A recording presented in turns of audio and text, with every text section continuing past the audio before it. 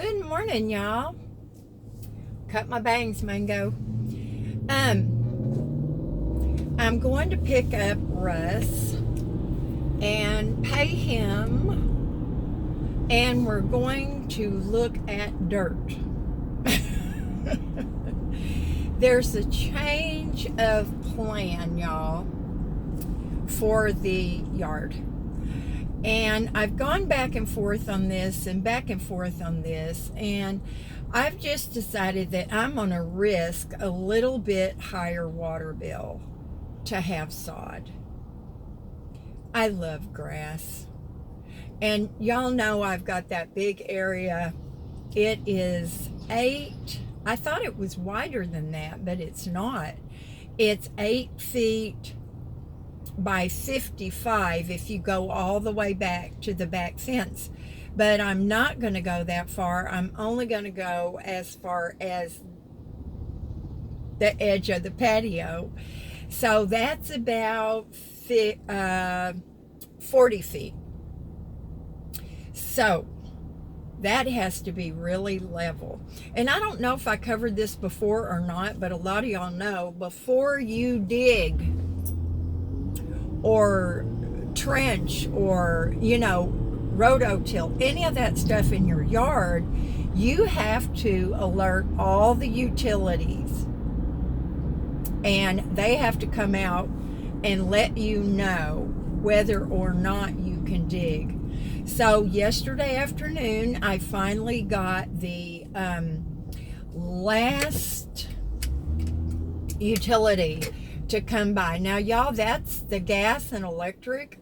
That's also Cox, AT&T, and whatever telephone line is there. So I've had 5 people sign off on the yard, and you have to mark the area where you want to dig with white. So the only thing I had to mark that big of a space was a can of spray paint. But it's not going to hurt anything. We'll incorporate that. Now, because I've decided to have sod, that means we've got to put down some soil amendment, at least a little bit, and it has to be very level, because if it's not, then I'm going to have divots in my yard, and what that means is when I water, it won't be even. If there are low spots, they're going to get more water, and you don't want that. You really want to be able to water your yard and have it pretty even. Now, am I going to say it's going to be slick as glass and it'll be as even as glass? No, it won't.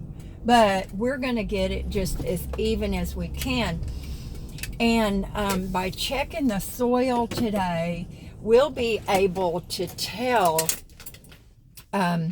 whether or not I've softened it enough for us to be we don't have to go down very far, y'all. A couple more inches, and to even that out and put a little soil amendment in there.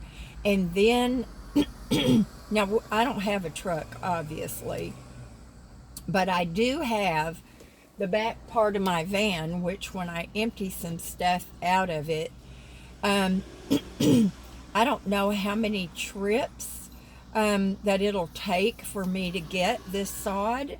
But however many it takes, that's how many I will do.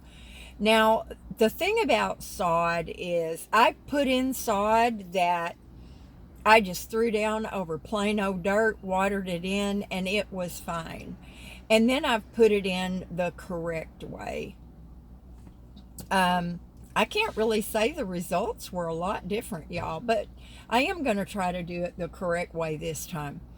So,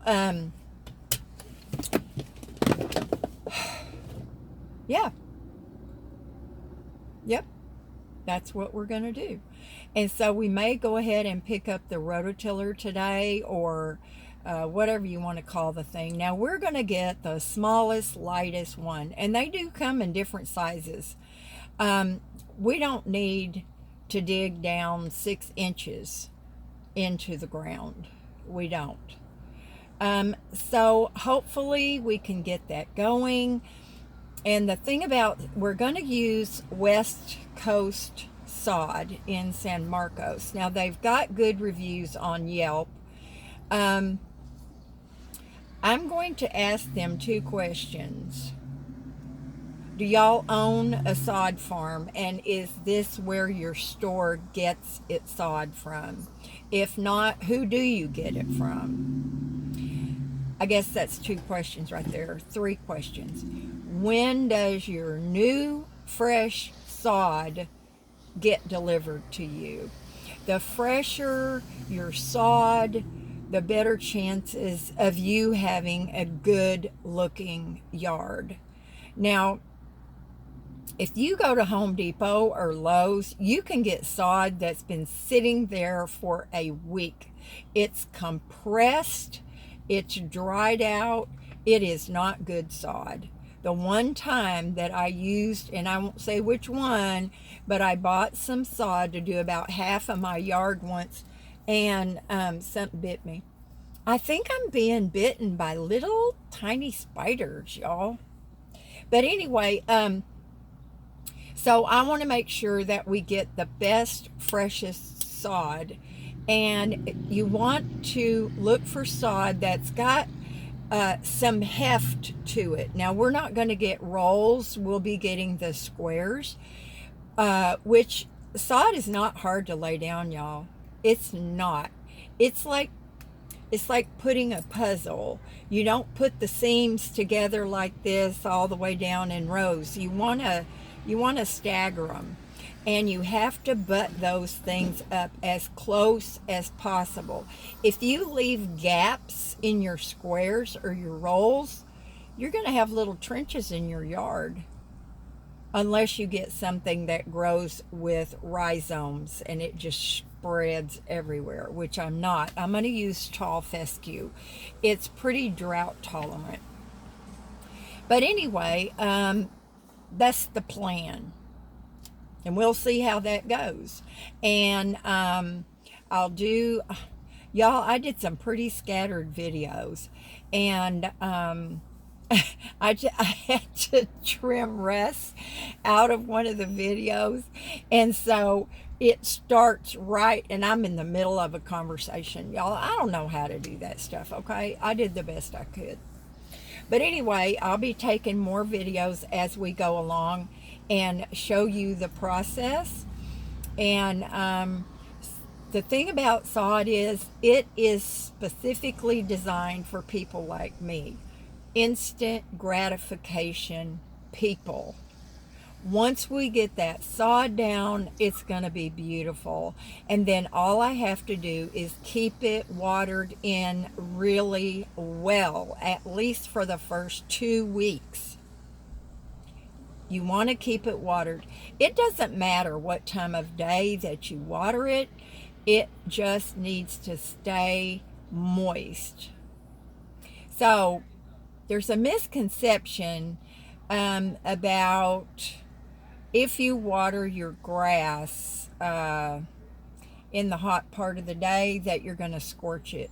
If that's true, then whenever we get rain and then the sun comes out, why doesn't everybody's grass get burned?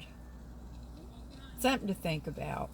But anyway, y'all, that's the plan, and I'm sticking to it this time. I've gone back and forth and back and forth. But I decided that mowing it, that's a small space, you guys. And it's even. I mean, it's just a straight rectangle. So it's no big deal.